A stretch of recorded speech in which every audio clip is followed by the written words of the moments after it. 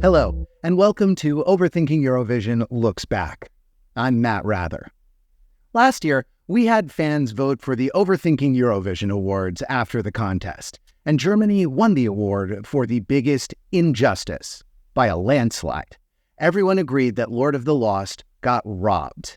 And maybe what Germany really needs now is to get robbed again. Stefan Raab, that is. Matt Belinkie, our Vada Hada dude, has the story. Before I start, I just want to thank the people in the Discord who have been trying to help me pronounce stuff correctly. I sent a recording of myself reading some German words to them, and one person commented, "Max is okay." And I was legitimately proud I had pronounced the word Max correctly. Okay, here we go. Stefan Raab has been a television host for more than 3 decades now. He's also a very successful reality TV producer, creating such shows as Walk Racing. That's not the walk racing that you could be in the Olympics for some reason. That is WOK racing. Wok, yeah?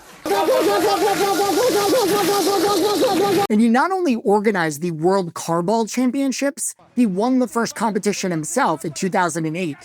That's right, this man plays Rocket League for realsies. But perhaps his greatest love is music. He plays piano, guitar, drums, and a pretty mean ukulele. The good guys dress in black, remember that, just in case we have a face-to-face and make contact. As a songwriter, his first hit was Bertie Fotz in 1995. Okay, that is way too many umlauts, people. This was a surreal ode to the German football star Bertie Fotz.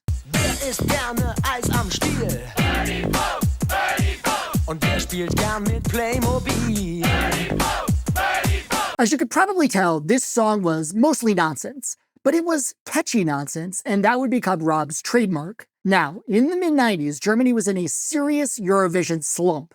Its 1996 song was so bad, it technically never even made it to Eurovision. No, seriously, in 1996 they had 29 nations competing for 22 spots in the competition. But unlike the semifinals now, the qualifiers in 1996 weren't televised, and the countries that didn't make the cut are officially considered not to have been in Eurovision that year. So, even though Germany has submitted a song for every Eurovision, they officially missed a year. Leon, you call yourself a professional. In 1997, Germany tried to play it safe with a female love ballad. And the bookies actually really liked their odds with this one. They were ranked way up there with Katrina and the Waves from the UK. But Zeit only managed to finish 18th out of 25 entries. Perhaps dressing her up like she was a little girl in her dad's tuxedo was a bad idea. It seemed like no matter how hard Germany tried, they couldn't get anyone to like them. But in 1998, Stefan Raab had the answer. Stop trying so hard and just make everyone laugh. Gildo hat euch lieb, und wenn's auch mal Tränen gibt. This song was written by Stefan Raab. That's him conducting the orchestra at Eurovision. Yes, we were still doing live orchestras in 1998 for the very last time. True story, I had actually seen video of Gildo hat euch lieb many times. It's one of the most famous performances in Eurovision history, but based on the musical style and the outfits, I figured that this was Germany's Eurovision entry from somewhere in the mid-70s. Just to remind everybody, this is what popular music sounded like in 1998. But the most popular comedy of 1997 was a little film called Austin Powers, and it was about a hyper-sexualized swinger with retro vibes. Yeah, baby! Yeah. Now, to be fair, Gildo Horn was an established character years before Austin Powers came out. Ich bin schon unterwegs, ja seht nur her, seht her. But we wonder if a year of everyone saying, "Do I make you horny, baby?" laid the groundwork for Gildo winning the national selection show. There were 10 songs in the finale, and Gildo dominated with 62% of the televote. He and Stefan Raab took the stage at Eurovision, but they didn't stay on that stage for long. The song finished 7th out of 25 countries, but more importantly, it turned out that Germans liked being successful class clowns more than failed honor students. In 1998, 12.67 million Germans watched Eurovision. The year before that, German viewership was only 4.57 million. But Stefan Raab wasn't done. In 2000, he got his own moment in the Eurovision spotlight with a song that combined Gildo's retro sound and the gleeful meaninglessness of the Bertie Voigt song. So cute. Wada Hada Dudida has flummoxed a generation of translators because it doesn't make sense even in German. But it roughly means, what do you have there? And it's either a sexual innuendo or an obscure joke from Raab's talk show about a dog that has something weird in its mouth. This song came in 5th, and it may have almost destroyed Eurovision, because Raab showed the world that a novelty song could do very well in the age of televoting, and what followed was the kitschiest decade in Eurovision history.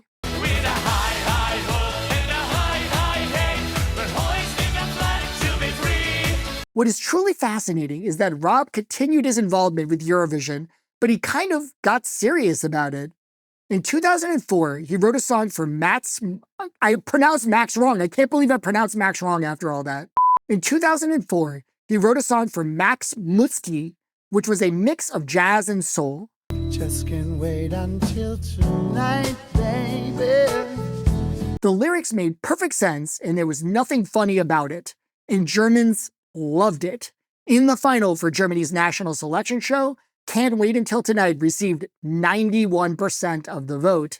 At Eurovision, Stefan played the acoustic guitar on stage, and the song finished a respectable 8th place. All of a sudden, Stefan Raab wasn't just the guy who wrote silly songs anymore, he was a real artist.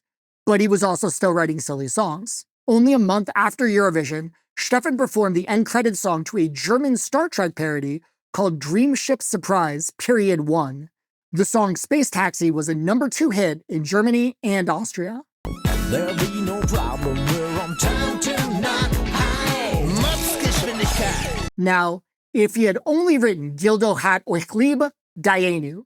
If he had only performed Wada Hada Dudida, Dayenu. If he had only written and played guitar for one of Eurovision's greatest smooth jazz numbers, Dayenu. But in 2010, Raab hosted a new German national selection show, and he also served as head of the jury. Before the first episode, he told Der Spiegel that the nation was facing an uphill battle. Ich glaube, man darf auch als deutscher Teilnehmer nicht davon ausgehen, dass man den ersten Platz belegen kann. Wir wissen alle, Deutschland zählt im Ranking der beliebtesten Länder nicht zu den Top-Nationen. But Germany had Stefan Raab captaining its ship, much like Captain Jorgen T. Kork captained the surprise. Unser Star for Oslo discovered a teenager named Lena. Every time we fight, I know it's not right. Every time that you're upset and I'm smiling. Raab paired her with a song from American songwriter Julie Frost. The press often described Stefan as Lena's mentor. Not sure if that was an actual title on the show, like the coaches on The Voice. But he definitely worked closely with her to prepare for Eurovision, and whatever he told her, it worked. Love, oh love, I gotta tell you how I feel about you. Satellite wasn't just the winning song, it was the first Eurovision song to top Billboard's European Hot 100 singles chart. The song gets overlooked a little nowadays, maybe because Euphoria 2 years later blew all of its records out of the water. But Satellite is one of the best things Germany has ever sent to the ESC. Stefan Raab not only gave Lena her big break, he also gave songwriter Julie Frost her big break. Satellite was her first big song. Since then, she's written for the Black Eyed Peas, Madonna, Beyonce, Ed Sheeran, and Selena Gomez. Now, I don't want to give Stefan Raab too much credit for the work of two very talented women, but when you look at how badly Germany had struggled in the previous few years, it's hard not to conclude that his instincts were key here. And as his reward, Stefan Raab finally got to host Eurovision in 2011. And of course, he found an excuse to sing. There are two lessons to be learned here. One is that Stefan Raab may be the only man in Germany that has Eurovision figured out. And the second lesson is, if you can't win a popularity contest, you might as well try being funny. This is something nerdy class clowns throughout history know very well, not that I'm speaking from personal experience. And actually, it's something that Germany figured out at the start of Eurovision almost 70 years ago. 1956 was the first contest ever, and Germany had a little bit of a post-war PR problem to overcome. That year, they sent a Jewish concentration camp survivor with a serious ballad about moving on from the past, and they lost. I'm sure there was a feeling that no matter what they did, the rest of Europe wouldn't support them. So in 1957, they threw up their hands and sent the first novelty song in Eurovision history. Hallo? How do you do? The song featured an actual ringing telephone on stage and ended with the singer answering it to say that she couldn't talk now because the song was over. Hallo? Oh, jetzt kann ich nicht mehr sprechen. Mein Lied ist aus. Au revoir. Bonsoir. Telephone still didn't win, but it came in fourth, which was Germany's best result until 1970. Last year, Germany's Eurovision selection came down to a duel between Lord of the Lost, a serious, well-respected rock band, and Ike Hofgold, a comedian and Schlager singer. Ike was definitely the wrong choice because of his very unfunny history of misogyny and racism, but maybe Ike had the right idea.